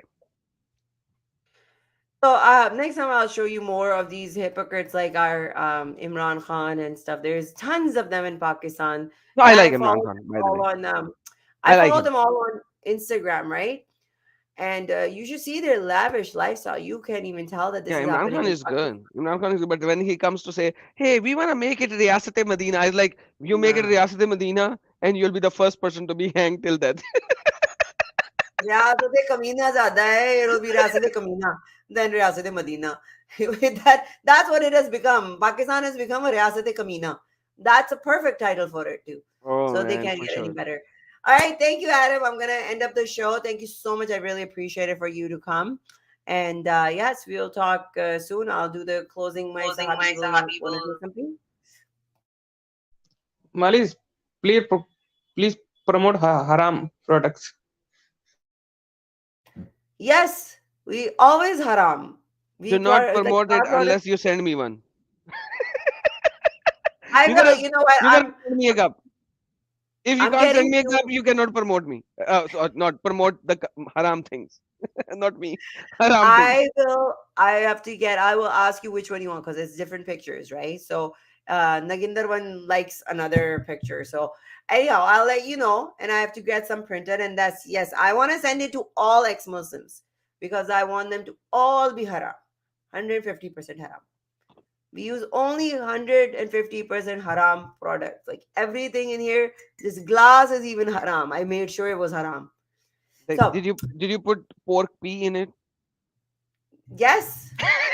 I'm not gonna use it for coffee now. Pork pea, I don't want it. Not at No, all. it's distilled and it's just extracts. Okay. Nothing. It's just extract, few drops, just to make it extra haram.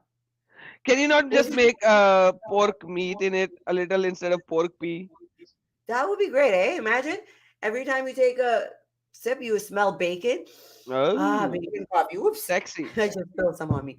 But no, I love this. My boss, who's a white guy, he looks like a biker guy. He's always holding this haram, and I'm like, be careful.